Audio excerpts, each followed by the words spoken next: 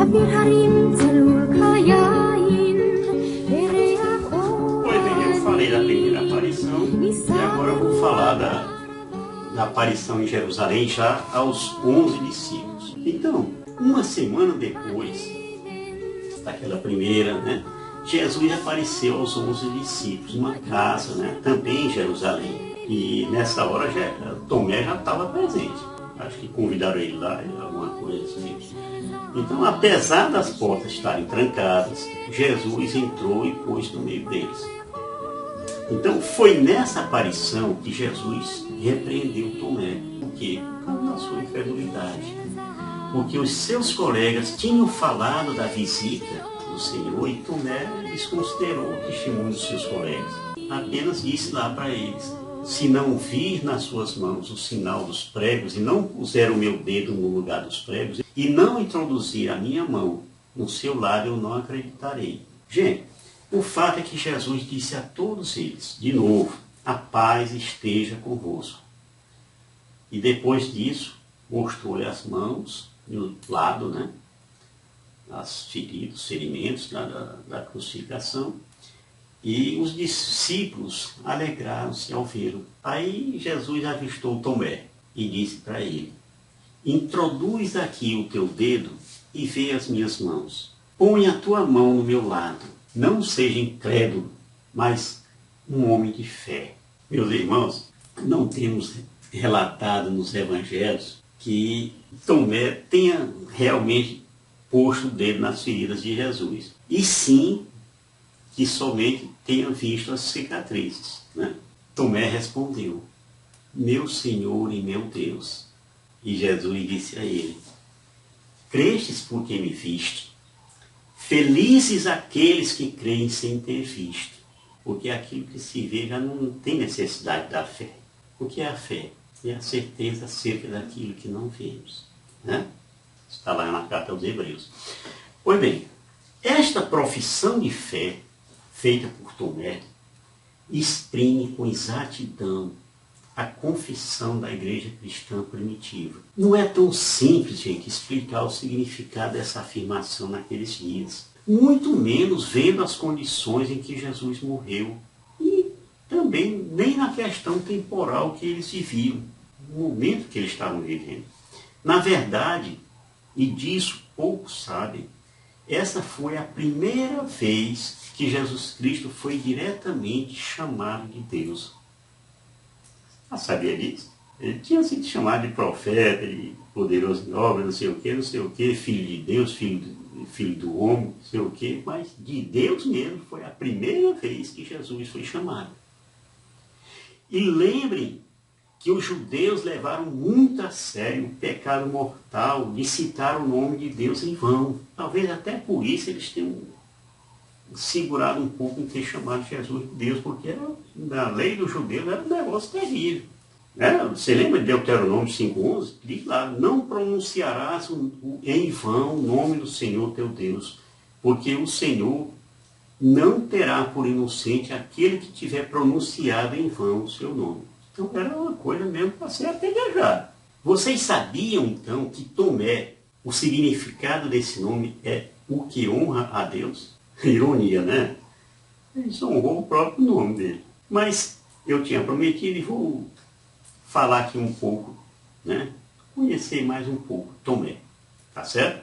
Pois bem, Tomé, ele nasceu provavelmente na Galileia, né? Na Palestina. Então, apesar da sua incredulidade sobre a ressurreição de Jesus, Tomé tinha uma fé muito profunda. E também tinha coragem, né? Pois no episódio de Lázaro, quando alguns discípulos tentavam convencer Jesus que para não voltar para Betânia, né? Porque estavam querendo apedrejar ele, Tomé encorajou todos a seguir o mestre. É isso que está em João 11,16. Né? A isso Tomé, chamado Dídimo, disse aos seus condiscípulos: vamos também nós para morrermos com ele. Então mostra a coragem de Tomé. E depois que Jesus ascendeu aos céus e tudo, Tomé foi lá para evangelizar na Índia, né? Isso é o que afirma a maioria das antigas tradições. Ele teria ido para lá logo após o Pentecostes. Então sabemos, por sinal, que existe uma comunidade de devotos católicos lá na Índia, na costa de Malabar, que essa comunidade é chamada os Cristãos de São Tomé. Talvez você não tenha sabido disso. Então Tomé também foi traspassado por lanças jogadas por hindus, né? Hindus nascidos na Índia, né? Foi morto por evangelizar justamente na Índia. Esse fato teria ocorrido em 72 depois de Cristo, né? Num local próximo a Madras, né? Na mesma Índia, né? Segundo fontes não confirmadas. Isso aí é só a tradição. Alguns estudiosos que levantam essa hipótese, né? Então, segundo também algumas tradições, ele evangelizou também na Pérsia, né? E a Pérsia hoje é o Irã, né? E na Etiópia. Pois bem, a igreja celebra a sua memória no dia 3 de julho. Ele é o padroeiro dos arquitetos, dos construtores, dos juízes, dos teólogos, né? E também é padroeiro das cidades de Prato, Parma e Urbino, na Itália. Outra bronca de Jesus foi quando ele disse que não conhecia o caminho das moradas celestes, né? Você lembra dessa passagem? Isso aí está em João 14, versículos 5 a 7. Disse-lhe Tomé: Senhor, não sabemos para onde vais. Como poderemos conhecer o caminho? E Jesus lhe respondeu: Eu sou o caminho, a verdade e a vida. Ninguém vem ao Pai senão por mim. Se me conhecesseis, também certamente conheceríeis meu Pai. Desde agora já o conheceis, pois o tendes visto. Eita pau lá, né? Pois bem, o certo, meus irmãos, é que essas palavras de Jesus ressuscitado já condena e derruba por si só uma heresia, que essa heresia perdurou por 2 séculos, né? O século II e o terceiro. Essa heresia foi chamada de docetismo. E essa heresia ela condenava ou negava que Jesus tivesse um corpo humano verdadeiro, né? Eles afirmavam que Jesus passou 3 anos ali só na aparência, né? Que ele nascer, viver e sofrer. O termo docetismo vem do grego doketai, né? Pensar, supor, imaginar. Então a negação da humanidade de Cristo é um erro tão grave quanto negar a sua divindade. Então se Jesus não é Deus e humano, então ele não pode mediar entre Deus e os humanos. Tá?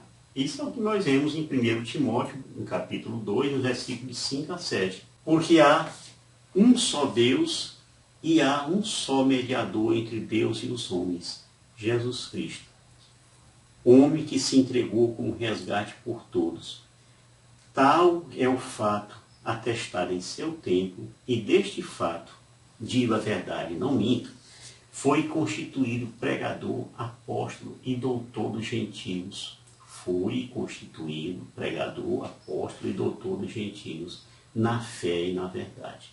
Então, isso só seria possível com Deus se tornando humano. O docetismo entrou numa coisa diferente lá. Negar a verdadeira humanidade de Cristo é também negar a base de nossa reconciliação com Deus. Por estas e outras é que a nossa igreja primitiva condenou o docetismo, né? Isso aí vou colocar aí a fonte, né, de quem falou isso, tá? Norman Geisler, certo? Então, voltando ao assunto, diz a Bíblia: fez Jesus, na presença dos seus discípulos, ainda muitos outros milagres que não estão escritos neste livro. Mas estes foram escritos para que creiais que Jesus é o Cristo, Filho de Deus, e para que, crendo, tenhais a vida em seu nome. Isso está em João 20, no versículo 30 a 31. Então era necessário que Jesus Cristo, pela Virgem Maria, encarnasse, sofresse, morresse na cruz e ressuscitasse para que nós fôssemos salvos. Tá bem? No próximo vídeo nós vamos falar das aparições de Jesus na Galileia, né? E vamos falar da restauração de Pedro, que é o condutor da igreja. Tenha coragem, tenha fé, tenha perseverança. Shalom, Pai.